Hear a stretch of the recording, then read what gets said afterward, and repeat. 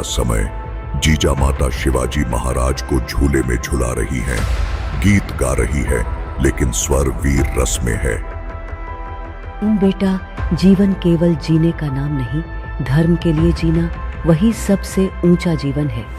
तेरा बचपन भी एक युद्ध की तैयारी है। जहां औरों के बच्चे लोरी में सोते हैं, वहां शिवाजी महाराज ने लोरी में स्वराज्य सुना। पहली पाठशाला ब्राह्मण गुरु कक्ष में मिट्टी पर अक्षर लिखवा रहे हैं। शिवाजी महाराज ध्यान से सुन रहे हैं। शब्दों का मूल्य वो जानता है जो जानता है कि कभी तलवार से ज्यादा घातक होती है भाषा।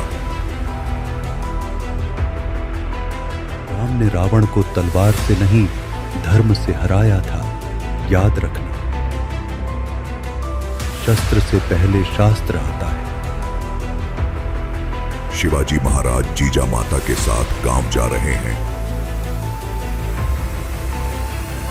एक किसान जमींदार से डरा हुआ खड़ा है।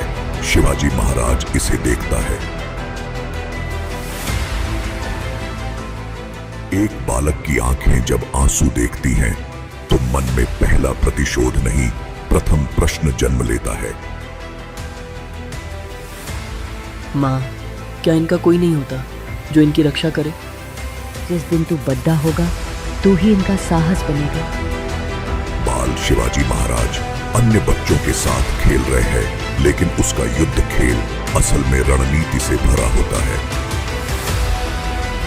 जहां और बच्चे हार जीत के लिए खेलते हैं, शिवाजी महाराज वहां खेल को रणनीति का अभ्यास बना देते हैं। उसकी मिट्टी की तलवार उसके सपनों को आकार दे रही थी और हर चोट उसे कुछ नया सिखा रही थी। रात में चंद्रमा की रोशनी, शिवाजी महाराज मां के गोद में हैं। जीजा माता उन्हें महाभारत और रामायण की कहानियां सुना रही हैं।